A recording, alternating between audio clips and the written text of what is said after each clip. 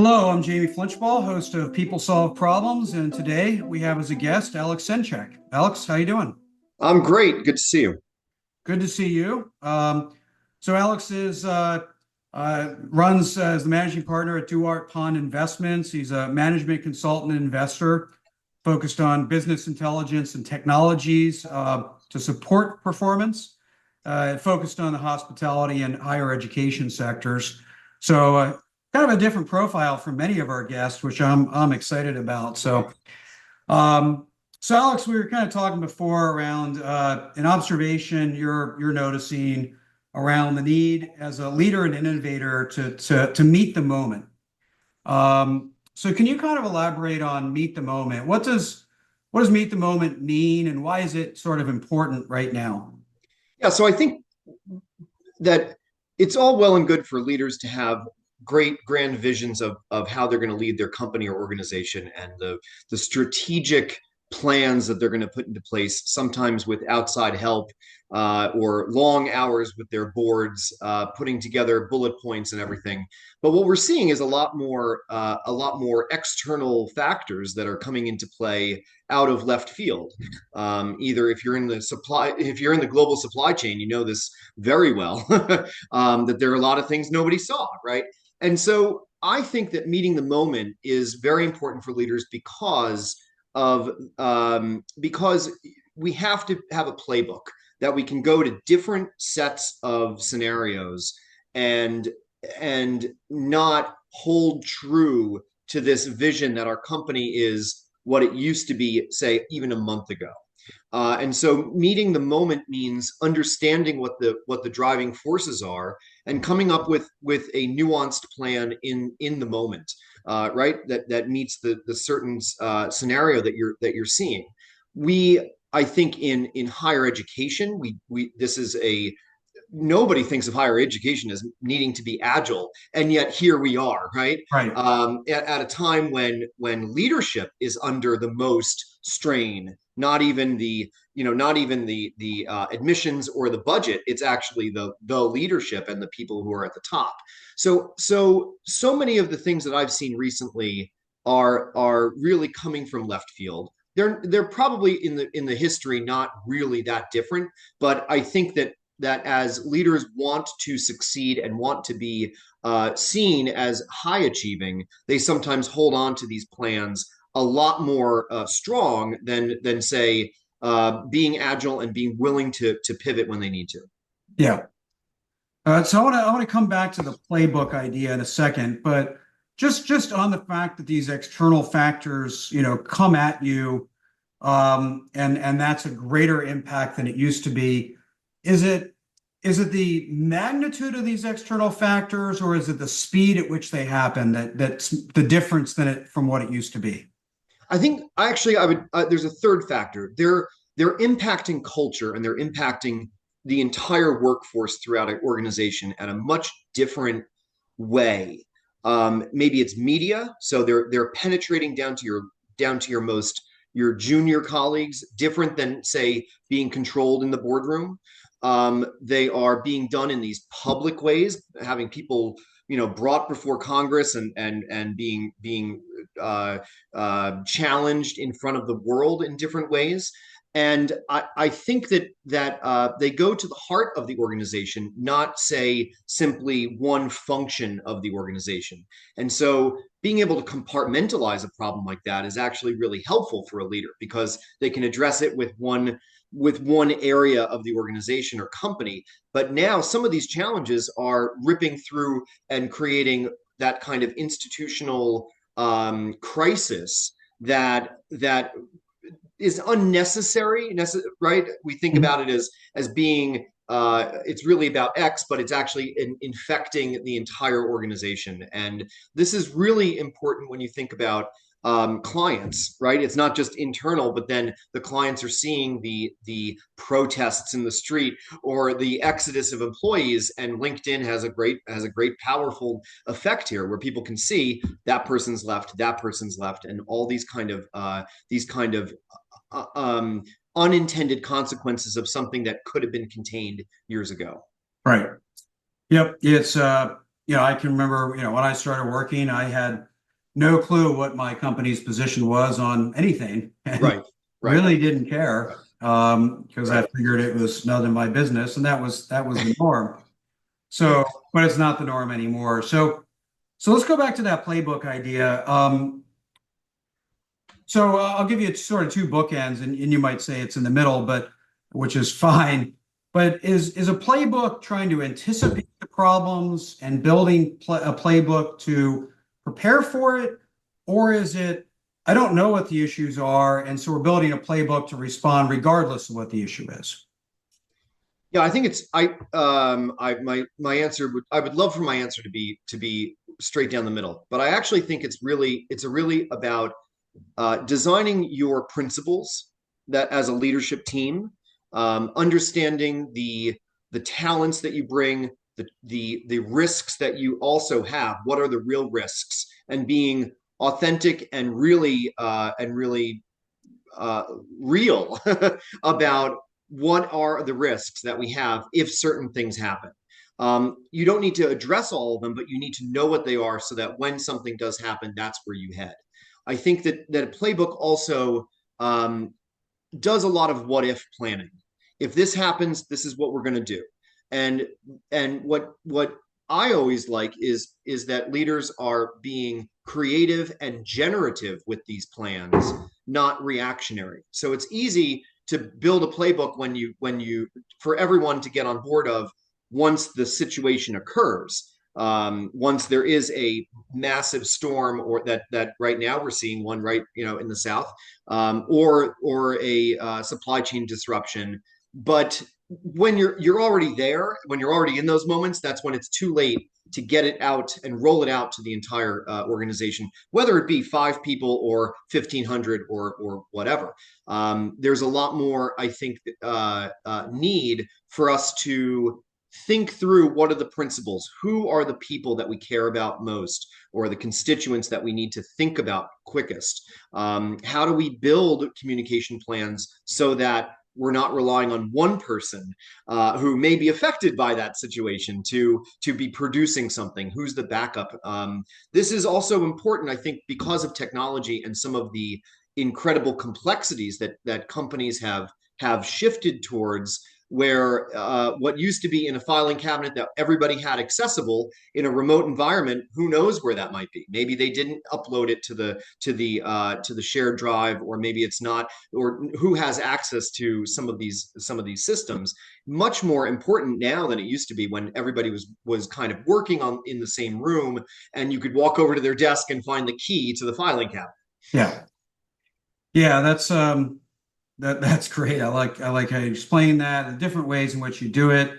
I know in the what if planning, like I chair a cybersecurity subcommittee on one of my boards, and I would say our biggest threat actually isn't us getting attacked, it's the electric grid going down. And Yeah, we yeah, can't protect against it, but what is the plan, right? Because that's probably the highest probability right. company stopping cyber attack for us, given some of the risks that we have.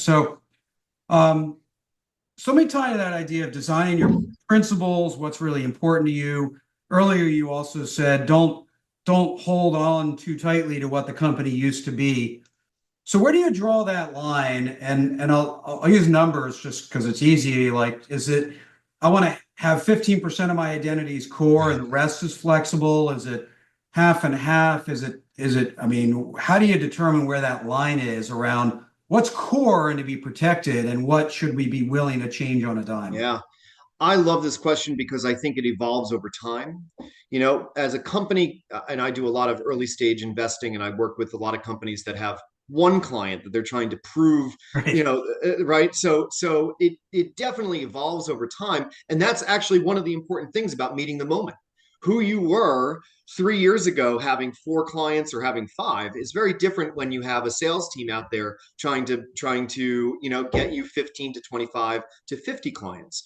And so I actually think that you need that this idea of understanding where you want to go, but being really diligent about looking at that pipeline in real time. And so this is where where your sales team having constant communication and understanding the lifelong value of a client, potentially, and also what is driving the core business today, but also what's emerging as your next revenue stream. Some of the things that I've seen around, say, higher education, the emergence of these centers, of these interdisciplinary centers, as driving forces of where the university is going, rather than where they were even 5 years ago, having very staunchly, structured departments and having revenue streams that were identifiable because people wanted those kinds of degrees. That has been that's unraveling with AI, because everyone wants to have AI, from the theater department all the way to the computer science department Mhm. is thinking about that. And that happened so rapidly that it would be very hard to say, well, our core model student is this, right? Because you know what? It changed with basically two admissions classes. It has rapidly changed. So asking that question, not trying to find the answer necessarily, but trying to iterate on that question continuously with your various departments, I think is part of the solution. In other words, don't be looking for an exact number, but have everybody thinking about what is your core today and what is it going to be if this other thing happens. Yeah. No, I like that. And certainly, as you mentioned, higher education, I mean, AI alone is challenging, Yeah. the whole model in a lot of ways. Well, and Airbnb did this. Airbnb being one example, but many in the hospitality industry saw a very rapid change of a new supply came in and really disrupted the demand, Mhm. right? And way out of whack with how fast a hotel can change the capital investment to change their offering. So I really do think that in two examples of what are very kind of stoic, traditional organizations, companies, you've had massive changes hit them from left field a little bit.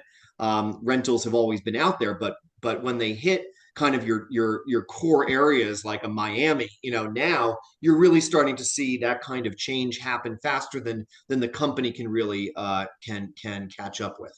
Yeah. So let's talk about the leadership side of that. So, we know, you mentioned higher education, the universities, it depend on more than one person to Mm-hmm. have that vision and pull it off. You mentioned early stage investing. There's some startups that are highly dependent upon one person Yeah, just fighting, and then there's many that are a team of people that are either aligned or misaligned. And we read about stories where they're misaligned almost yeah, every day. yeah. So, how many people have to have that vision of the moment, right? Defining the moment and Yep. then meeting it. Does it take one person? Does it take getting a team? Does it depend on how you're led today? How do you think about getting enough alignment to move in that moment? So I've always said to somebody who wants to be the C-level person, the key decision maker, do you really? Are you sure you want that? I think that one person has to have the vision, the CEO or the person who owns the initiative. I think this idea that you need to bring consensus is rooted in an idea that in an ideal that would be the ideal, but it is always easier to edit than it is to generate. And so, in my experience, somebody's got to own it. Somebody's got to put the first pen to paper and outline the direction, and you can have an array of changes and alterations, but somebody's got to lay out where you're going. Now, the I think the notion that it has to be the CEO is actually has been changed. Roles, titles, and frankly, ownership structure has changed in a lot of early stage companies, especially, so that it doesn't have to be your CEO, but somebody's got to start the process and lay out that vision. Mhm. Um, when I think I've seen the worst is when you get caught up in, well, who, this idea that we all need to be kumbaya, and we're all going to bring the same value of vision to the page. And in many ways, I see a lot of founders who want that consensus, yes, but then they also that's only about the vision and about the plan. Execution is very different, and that's where things can go awry again. There's this iterative process. The plan might be that, but then something takes longer, or an assumption isn't correct, and you need people who are going to buy in and give you the feedback, the honest feedback, so you can change the plan accordingly. Where I see the slip up is when people think, well, everyone's working in the same direction, so we don't need to revisit what we have said we're going to do, and really evaluate and think critically about whether or not this is the plan that we want to continue going down. And Mhm. that's where you need people to be more honest than to simply say, this looks great and it's well formatted. Thank you so much. Yeah. Oh, I like that. So let's talk about that leader that can have that vision a bit. So as an early stage investor, you're obviously looking at the business itself and its strategy, but I'm sure you're also looking at the leader and Yeah. and and are they capable? So as an assessor, what are you looking for? How do you determine whether a leader is capable of that or not? So I would add a third category, because, and you're seeing more and more of this with a lot of the more uh, atypical and out there ideas. You're looking for a leader, you're looking for a business, an idea that can make money, that can return your capital at some point, and you're also looking for an angle or a technology or a differentiator, right? Right, right. I think you can get two of those three. I'm not sure you can get all three. Meaning you can have a really good leader with a really wonderful idea of going to Mars. Guess what? That is a terrible business, right? If you're looking to return your capital in a year or 3 years or anytime soon. Right.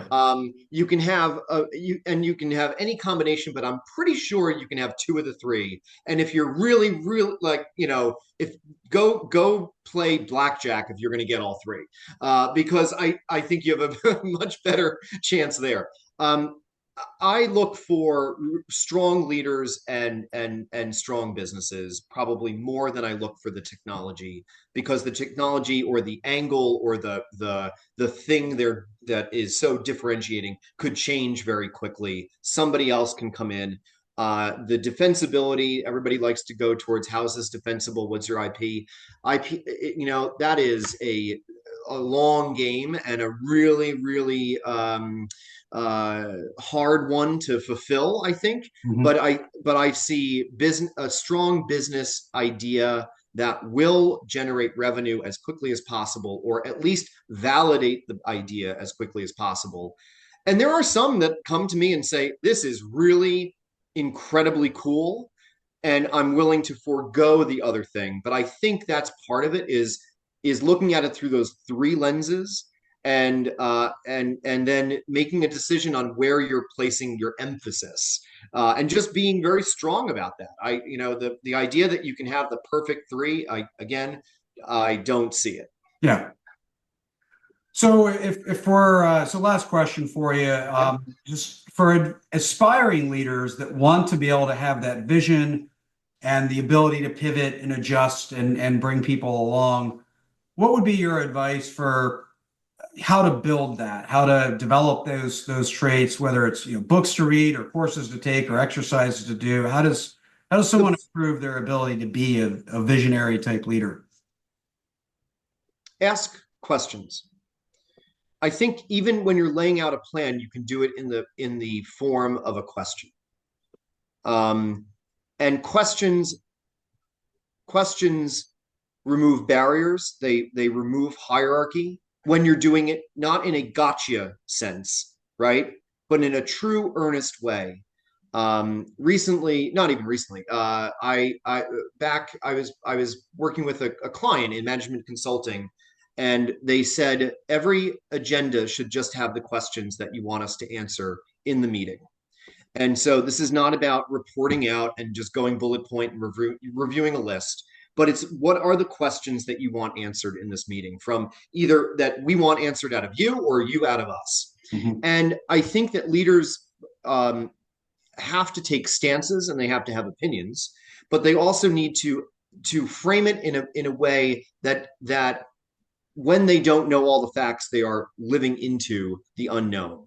And that's the best kind of leadership I've seen, is where people ask the right questions that are open-ended, that anyone in the room can play a role in answering. So it's not simply something where the most technical person is going to obviously need to respond, but how do you ask the right questions? And an exercise to do this is to have a conversation where all you do is answer a question with a question, and it leads to this better conversation, this deeper substantive conversation, because you're not taking an approach of assumption that somebody actually has an answer. There's always a layer beyond, and I really think that in this kind of agile moment that we find ourselves in, the best leaders are the ones who are asking the right questions and going a bit deeper on the answer. I love it. What a great answer to end on. So, perfect way to end. Ask questions, develop your leadership through that. So, Alex, thank you for sharing your Absolutely. perspectives and insights. Thank you so much. Are you a leader looking to level up your skills? Discover the Jay Flinch Learning Lab, your gateway to insightful video courses on culture change, management systems, problem solving, and much more. Immerse yourself into content created by me and transform your leadership approach. Ready to grow? Visit jflinch.com/learning lab and use code podcast for an exclusive 30% discount. Invest in your leadership journey today.